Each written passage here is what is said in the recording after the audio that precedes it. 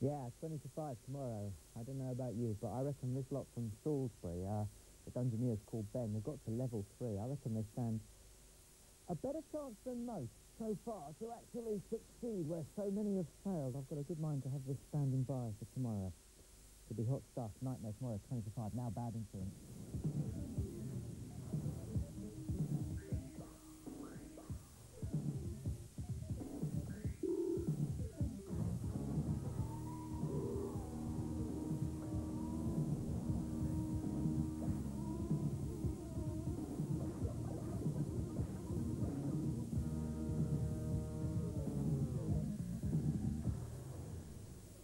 Welcome to Bad Influence. This week we'll be reviewing the one you've all been waiting for, Sonic 2. Can it live up to the hype?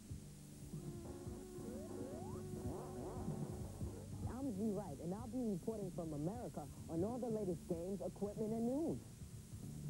And we'll be checking out the hidden costs of handhelds. Just how much do you pay to play? This machine cost me about £100. The cartridge to play on it's £25, and the batteries to run them both about another £4. Now, I expect to get years of pleasure out of both the machine and the cartridge. But what about the batteries? How long will they last? Well, this morning we started the Bad Influence battery test. We're using a Supervision, a Game Boy, a Lynx and a Game Gear for the test. We use brand new standard batteries because they're cheaper. The Supervision and the Game Boy take 4, the Game Gear and the Lynx take 6. All right. We set them all going at exactly 9:30 this morning and told the crew to play them until the batteries packed up. The results, we'll have those later in the programme. After all the hype, Sonic 2 is being released worldwide next Tuesday, or Sonic Tuesday. This is a copy of the first ever rough sketch of Sonic given to me by Mr. Canary, his creator, when I was in Japan recently. 750,000 copies of the Game Gear, Master System and Mega Drive versions are being shipped to Britain this week. So, to tell us what all the fuss is about, here's James on the Mega Drive version. This game's great. It's everything I expected from Sonic. So many platform games are so predictable, but this one's brilliant. It's definitely the best game out on the Mega Drive.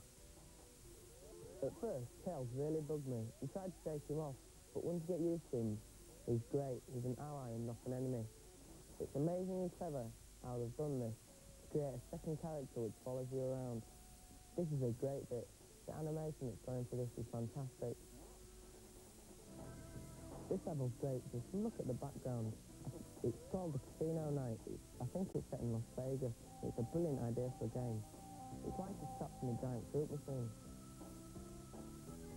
I did get to the last level on my first go, but I'd still buy it. This is a brilliant game. There's so many different things to see and find. It's brilliant. It's even better than Sonic 1.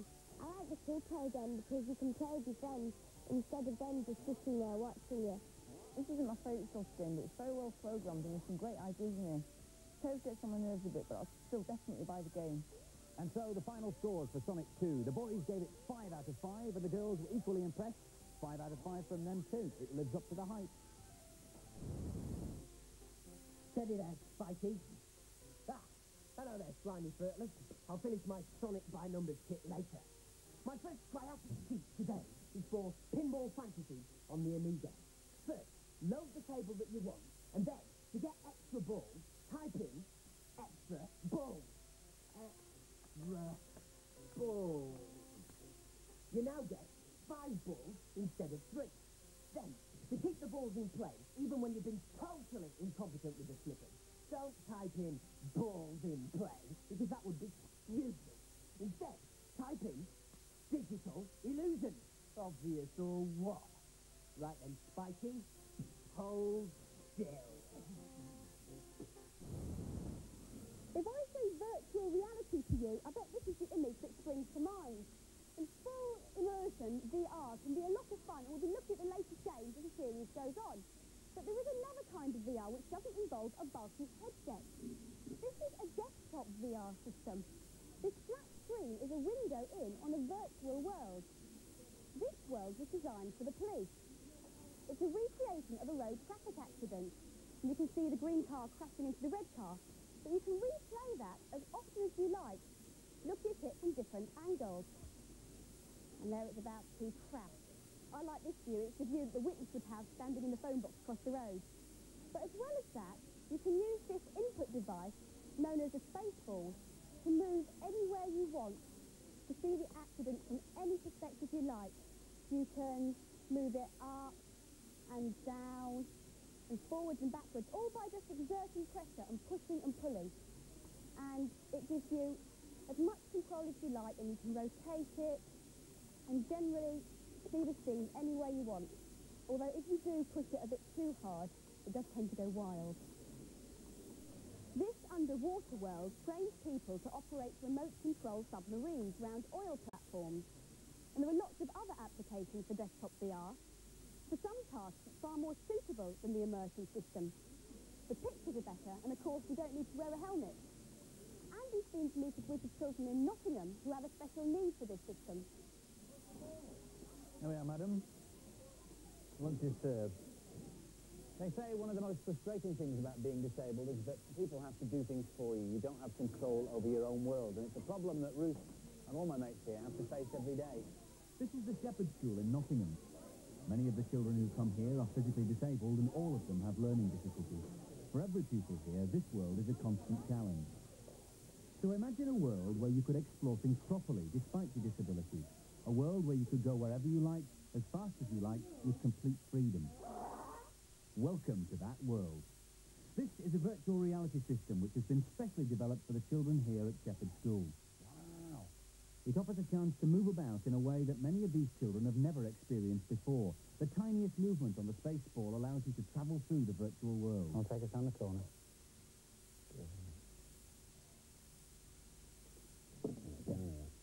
Avoiding these park cars. Vroom, vroom. For me, the most important benefit is that children with most disabilities can actually be helped. Children with a hearing disability can learn about signs. Children with a visual disability can actually zoom in and look at things more clearly. And children with a physical disability can have the power to actually move around. This package also helps the children learn a sign language called Makaton. It's a basic sign and symbol language which teaches people with learning difficulties how to communicate.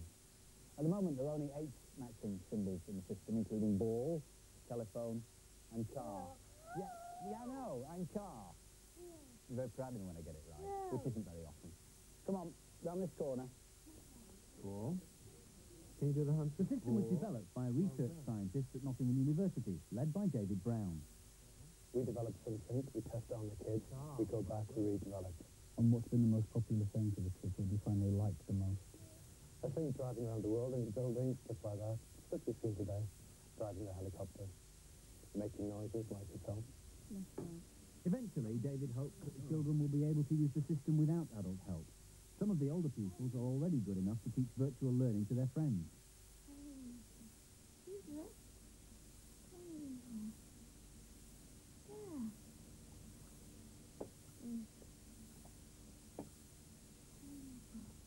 How do you help people with it? Tell me what you do. Sign. Some people can't talk properly. I help them with sign. And if people don't understand, they say it to me, and I tell them what you say. What's your favourite bit? Football. Football. I saw you making the football bounce around on the screen. You like doing that? Yeah. Soon the system will have proper sound effects, lots more symbols, and you'll be able to take a friend into the virtual world with you. Of course, nobody says virtual reality will ever replace real play or ordinary lessons, but it's an excellent way of getting to do stuff that you don't do ordinarily. Me, I'm learning how to be a helicopter pilot, if rather badly. And now a preview of Lemmings 2 for the Amiga and PC, hot off the programmer's workbench. When completed, this game will have 12 new tribes, jointly capable of 60 invaluable survival skills. This is a circus tribe starring ballooners and archers. In the polar tribe, you need to be able to ski and scoot in order to survive. Lemmings 2 was due out this week, but as only 35 of the skills have been created in time, they've had to put it back. It'll now be out in February. The biggest toy shop in the world just became the newest arcade too. Hamleys in London's Regent Street has transformed its basement into an electronic arcade. Fun for kids and parents alike. It even has a very civilised coffee bar. I'll take 2 sugar, thank you. Now a game for people like our director who think they're God. AxeRaiser on the SNES. Thank you very much. Yes, very good. I'm sorry. AxeRaiser on the SNES. Due out in February, and you're a god. Well, almost. You get to save 6 lands from evil enslavement using magic, mythology, and a bit of brute force. Knock out the bad guys and start a repopulation program. It's all in a day's work for a super being. The long-awaited sequel to R-Type will be available for the Game Boy in January, and it's even more fiendish than the original. Once more, you take on the might of the Bido Empire, but this time in your new, improved R9 spaceship. The shoot-'em-up show, I've heard, it's even more difficult than getting a compliment out of Namrud. We wanted to bring you some hot news from the USA this week, but when I rang Z to find out what was going down stateside, his mum answered and she said, I'm sorry, love, I think he's gone shopping. This is Sears department store in eastern Seattle. Like a lot of stores here, they've just expanded their games department. But it's not with their electrical goods or even with the computers. No, it's now official. Video games or fashion accessories. Nintendo dominates over here. 1 in every 3 American homes has at least one piece of Nintendo hardware. So, in most game shops, the Sega display tends to be much smaller, quieter, and strangely hedgehoggy. Sega's fighting back hard, though. They're giving away free radios to encourage people to buy Game Gear. And it's also rumored that they're planning a TV cartoon based on Sonic. Nintendo, meanwhile, is getting into the movie business with the new $40 million movie, The Super Mario Brothers, starring Bob Hoskins as the Brooklyn plumber himself. But now I'm going to make you really sick. The big difference between Britain and America is the prices. Over here, you can get a Genesis, this is what you call a Mega Drive, for $99, which is about 50 pounds. A Super NES is also $99, about a third of the price in Britain. The games are often half the price, and they're released much sooner. Eagerly awaited are Super Mario Land 2 for the Game Boy. Another Mario game for Super NES is Super Mario Kart with new 3D graphics. And of course, there's the edutainment package, Mario Paint.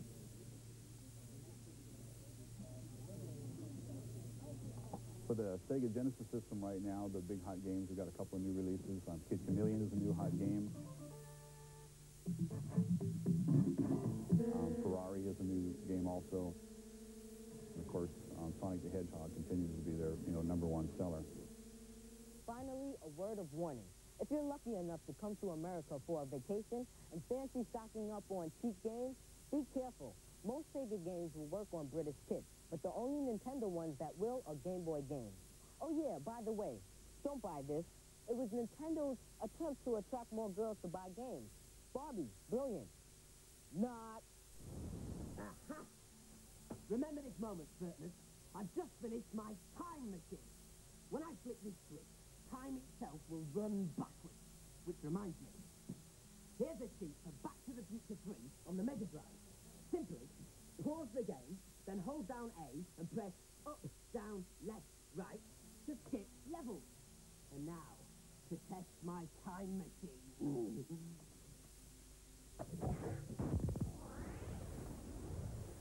Machine time my test 2 now and. Level, skip 2. Left, right, down, up, press then A, down, hold, then gain the pause. Mega Drive, the on-3 future, the 2 back, T ahead. Rude Nam Ridden Good.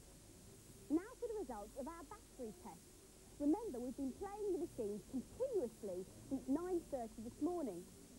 The first one ran out less than an hour later. Was it up to a crucial point? It was, yeah, stage 3. Oh no, well, I'm afraid you don't get more batteries. I know. Next to bite the dust was the Link. Just under 2 hours. Were you at a crucial stage in the game? Yeah, I was actually. Tough, that's showbiz, man. So far, just what we expected. The Game Gear and the Link have both got colour screens, which means they use up a lot of power. The next machine to go was just a few minutes before we started recording the programme this afternoon. What's that, about 8 hours. 8 hours? Well, that's a good run. Did you get a good score? I did, yes. I don't believe him. So, the winner is the Game Boy. It worked out at about 20 hours, which means that the running costs for all these machines on standard batteries are as follows. For the Game Boy, about 80 an hour. For the Supervision, about 20p an hour, that's the black and white ones. For the colour ones, the Lynx, £2 an hour. And double that for the Game Gear, an astonishing £4 an hour, which means that if you play a Game Gear 2 or 3 hours a day for a year, the money you've spent on batteries could have bought 1,000 hamburgers, or a small car, Thank you, Violet. or a top-of-the-range hi-fi, Thank you, Violet. or 20 Mega Drives. Thank you, Violet. I think we've got the idea. Put another way, what it means is that if you practice a game to completion, it takes you about 40 hours. It will cost you somewhere in the region of £150. Makes you think, doesn't it? Standard batteries for our tests. The answer for longer game players, of course, long life batteries. They cost nearly twice as much, but they last up to 4 times longer, so they're good value. And this machine will run at about £3 an hour. What about rechargeable batteries? Well, the thing with rechargeable batteries is, yeah, they're good value for money, and yes, they're environmentally friendly. The handhelds, especially the colour screens, they're not so good because they lose their charge so quickly. They don't stay charged for a very long time, and they'll be fading out before you pass level 1 or level 2. A tip, though, if you want long game play, play your handheld with the sound down, because the battery power lasts a lot longer. And if all else fails, of course, the mains adapter is what you need, isn't it? Ooh. But that defeats the object of the handheld, doesn't it? And now, some more games review. Our second game this week is Axe Slayer, futuristic shoot-'em-up on the SNES. The battle for the galaxy is on. Against deadly aliens, you're the only one who can save the day if you can get past level 1. Over to Sarah for the review. This is a tough game, but it's certainly a challenge. You have to be a real shoot-'em-up expert to get anywhere quickly on this. But it's good fun. I'm afraid I'm still on level 1. This bit makes you feel really sleepy because the graphics scroll so fast. I felt tired too when I first got to this bit. Since then, I've been here plenty of times. It's so difficult to get past the first level, unless you play on easy. It's a very good-looking game, and the music's great. There's a brilliant choice of weapons, and the choice gets better on each level. I'm starting to think about buying this game, even though it's so tough. I really want to beat it now, and determined to finish it one day. This game's quite hard to get into, but once you do get into it, it's really good. Graphics here are great, and the enemies keep changing. I particularly like the second level. It's just a bit hard at the beginning. This is the shooting things. I like collecting things, so I like the power-ups. I wouldn't want to play this game for too long because you get bored of it, but I love the graphics. And the scores for Axe Slayer, the boys gave it 4 out of 5, but the girls just an average score, 3 out of 5. The Curse of Enchantia is released this week for Amiga and PC. The hero, Brad, is shackled in a dungeon and has to escape through a labyrinth of rooms and caves. Here's Giles. This is a great game. I can get stuck in it for days. I'm calling the guard, so he'll give me a key when he trips over the steps. I'll use this key to free myself from the manacles which I'm chained to. Here I have to jump the ice queen's bullets, otherwise I'll turn into a block of ice which will send me right back to the left of the screen. There's all these icons you can pick up, look at, or attack things or jump them. I'd definitely buy this game. It's as good as Monkey Island. It might not be everyone's cup of tea, but I think it's excellent value for money. This is a really frustrating game. At first it looks good, but you have to be a real lateral thinker to get anywhere. I gave this game 3 out of 5. That's because it's not my kind of game. If you like these kind of games, you'll love this one. And the scores for the Curse of Enchantia, the boys gave it 3 out of 5, an average score, and the girls also gave it 3 out of 5. More games review details in the Data Blast. To access that, you know what to do. Set your video to record now. Last week we asked to name the cowboy character made famous by Robert Redford. The answer was the Sundance Kid, and the first correct winner out of the hat was Gemma Gray from Newcastle in Staffordshire. We'll be sending this Game Gear with TV tuner to you. Terrific. This week's competition prize, we're giving away a Mega Drive with Sonic 1 and Sonic 2 2, and the Bad Influence T-shirt. To win those, tell us on a postcard or a stuck-down envelope the name of the hedgehog in the Beatrix Potter stories. And it wasn't Sonic, and it wasn't Spikey.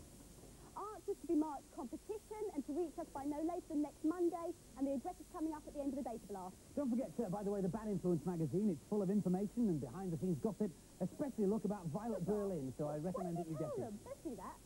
Have a great week. We'll see you next week for Bad Influence and via Saturday morning, 9:25 for What's Up Doc. Take care. Bye-bye.